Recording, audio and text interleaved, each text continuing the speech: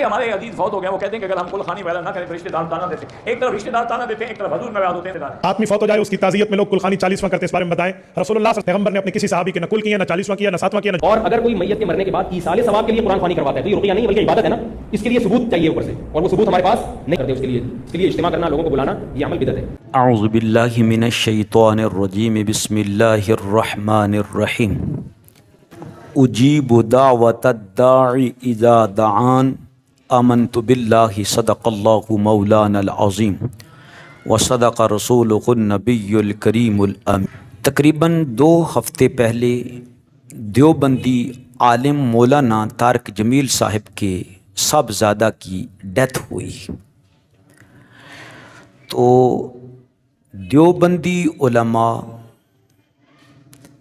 اہل حدیث علماء، اہل سنت علماء اور شیعہ تمام لوگوں نے مولانا طارق جمیل صاحب کو اپنے فتووں کی زد پر رکھا، اور زیادہ تر جو ان کے اپنے ہیں یعنی دیوبند مسلک والے، انہوں نے کھل کر مولانا کی مخالفت کی اور ان کے بارے فتوے دیے۔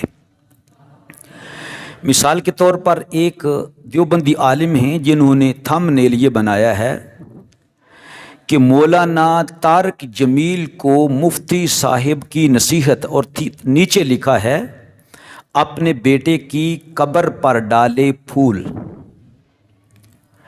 اور کہا کہ دیوبند میں بہت بڑی برائی پیدا ہو گئی ہے، شخصیت پرستی، لہذا نکیر ضروری ہے۔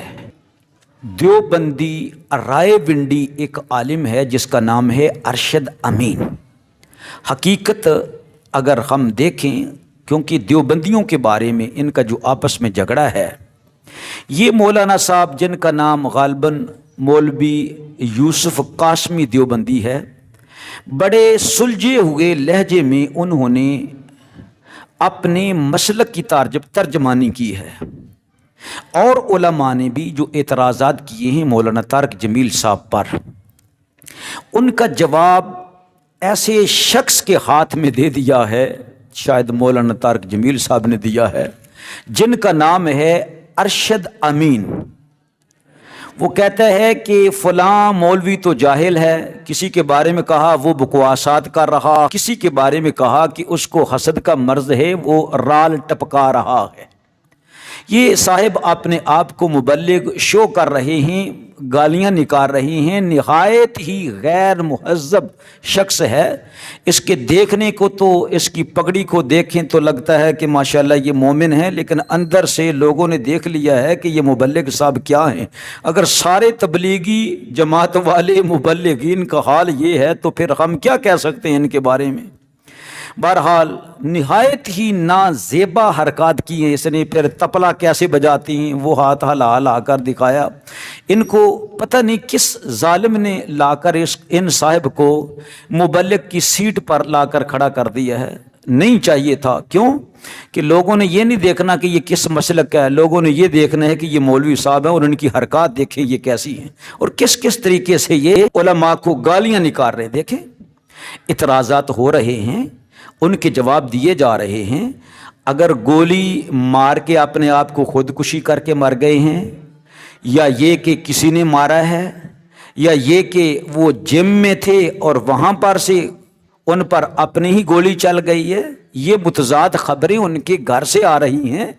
جب ان کے گھر والوں نے بار بار کہا، مولانا طارق جمیل صاحب نے بھی کہا کہ میرے بیٹے پر مجھے زخمی پر زخمی نہ کیا جائے، تو لوگوں کو سمجھ آ گئی، تو لوگوں نے ان کو یہ کہنا ختم کر دیا کہ وہ خودکشی کر کے مرے ہیں۔ لیکن یہ صاحب جو ہیں جن کا نام ارشد امین ہے، یہ مولانا طارق جمیل صاحب کے سجن نہیں لگتے۔ میرا خیال کہتا ہے کہ ان کو لازمی طور پر مولانا صاحب سے کوئی دشمنی ہے جس کا یہ اظہار کر رہی ہیں، اور اس طریقے سے ان کی ترجمانی اور ان کا دفاع کر رہے ہیں۔ بہرحال ان مولانا صاحب کا تو ہم جائزہ بعد میں لیں گے، پہلے وہ علماء جو علماء دیوبند ہیں، مولانا طارق جمیل پر جو ان کی طرف سے اعتراضات کیے جا رہے ہیں، ایک یہ کہ مولانا کے بیٹے یوسف جمیل نے میڈیا پر آ کر خبر دی کہ میرے بھائی نے چوکیدار سے پسٹل لے کر اپنے آپ کو شوٹ کر لیا۔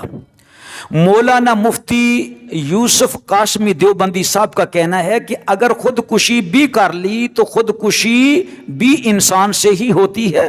کہنے کا مقصد یہ کہ یہ کبیرہ گناہ ہے، اس پر اللہ رب العزت سے دعا کی جائے کہ یا اللہ اس گناہ کو بخش دے۔ بہرحال خودکشی کرنے والے کے لیے بھی بخشش ہے، چاہے کہ احادیث مبارکہ میں بڑی سختی سے رسول اللہ صلی اللہ علیہ وسلم کا بیان موجود ہے۔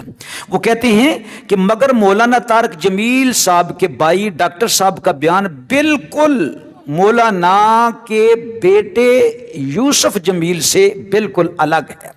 وہ کہتے ہیں کہ میرے بیٹے کے ساتھ آصم جم کر رہا تھا تو ٹک ٹک کی آواز آ رہی تھی تو گولی چل گئی، یعنی اپنے ہی پسٹل سے غلطی سے گولی چل گئی، مان لیا جی۔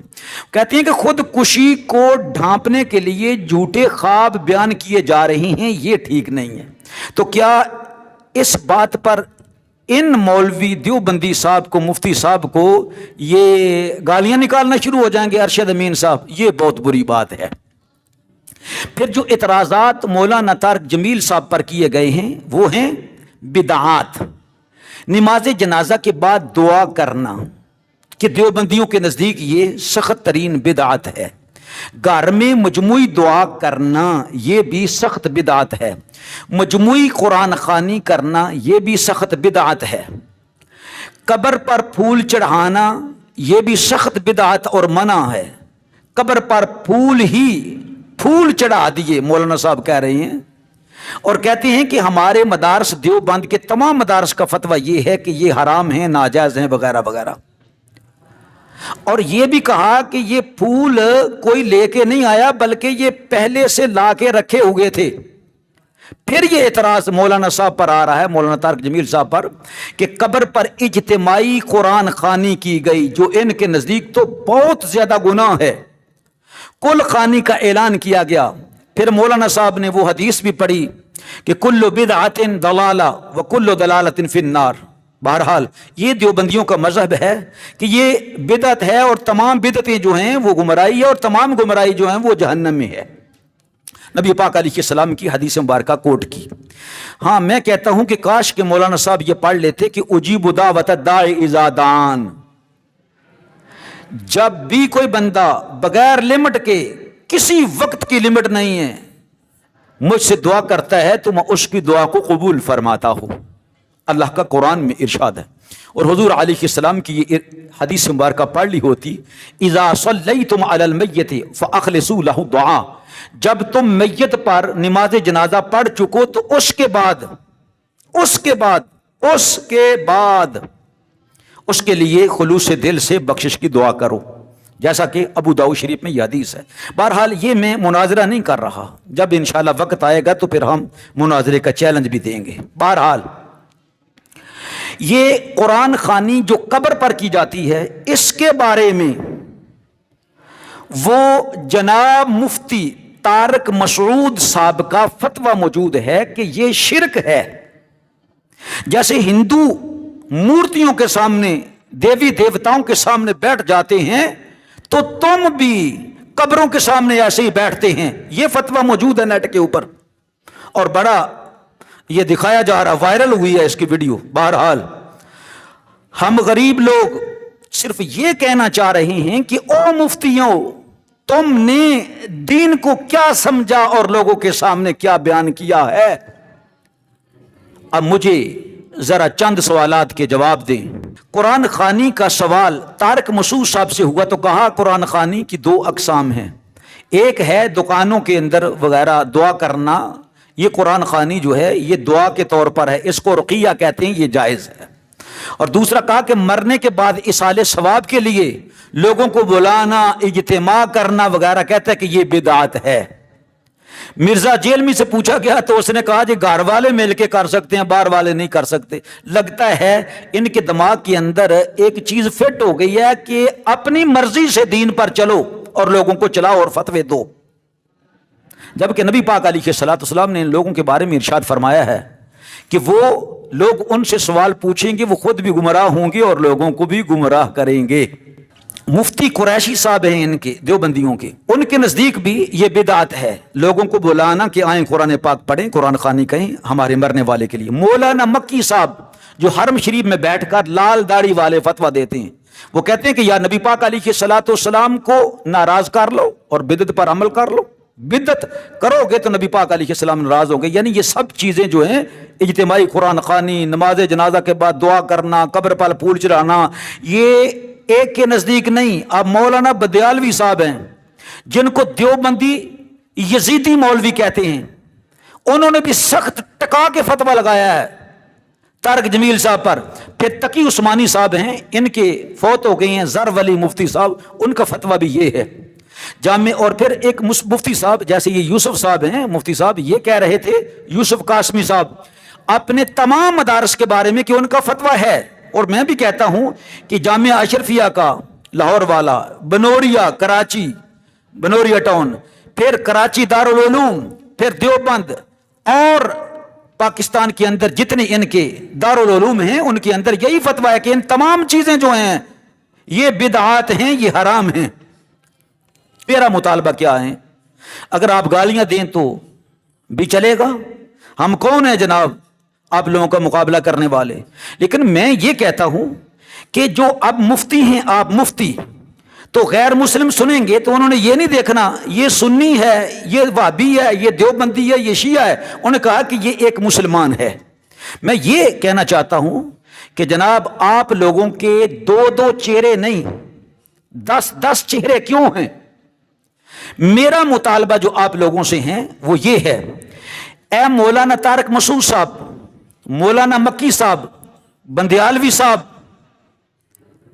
और मौलाना यूसुफ कासमी साहब, आप लोगों की मेहरबानी है कि अपने अपने फतवे तुम वापस ले लो और कहो अगर कोई अल्लाह की रजा के लिए कुरान खानी करता है, नमाज जनाजा के बाद दुआ करता है, तो हमारे लिए भी जायज़ है और सुन्नियों के लिए भी जायज़ है। लिहाजा इन बातों, इन कामों को बिदत, हराम और शिरक करार ना दिया जाए। जो भी अल्लाह के लिए, अल्लाह की रजा के लिए ये काम करे, कहो कि वो जायज़ है। नहीं, आप यही फतवे पर मुसर हैं तो मौलाना तारक मसूद साहिब, आपसे ये मैं फतवा पूछ रहा हूं और आप पर लाजिम है इसका जवाब देना। बिदत की तारीफ करे लोगों के सामने आकर।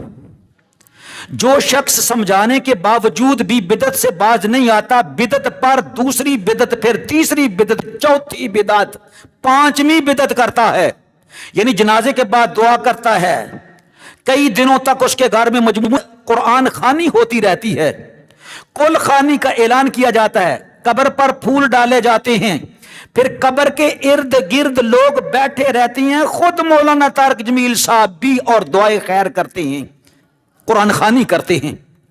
कब्र पर मनकबत खानी की जा रही है, कब्र पर कुरान खानी की जा रही है। आप ऐसे तारक जमील के बारे में हुक्म शरी लगाएं।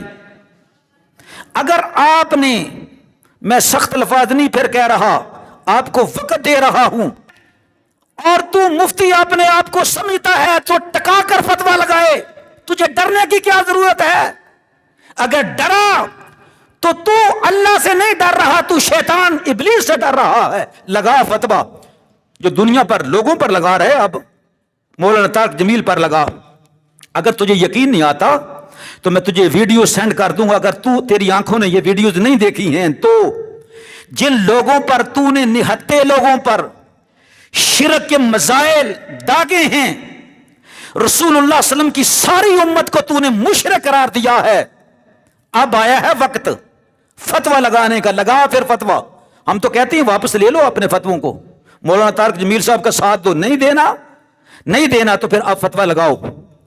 जनाजे के बाद दुआ कर दी, कई दिनों तक मजमूई कुरान खानी करवाते रहे, कुरान खानी ऐलान के साथ करवाई, कुल शरीफ का खत्म हुआ, कब्र पर फूल चढ़ाए, कब्र के इर्द गिर्द बैठे रहे, अब भी बैठे हुए हैं, कब्र पर मनकबत पड़ी जा रही है, कब्र पर कुरान खानी हो रही है, जबकि आप फतवा दे चुके हैं कि मुशरिक हिंदू बुतों के सामने बैठते हैं और ये कब्रों के सामने बैठते हैं। तो दोनों मुशरिक हैं, वो भी मुशरिक ये भी मुशरिक। अब लगा फतवा कि मौलाना तारक जमील मुशरिक है, लिहाजा आपके मुताबिक तो मौलाना तारक जमील साहब बिदती नहीं बल्कि मुशरिक भी हैं, फतवा लगाएं। तो ऐसे शख्स के लिए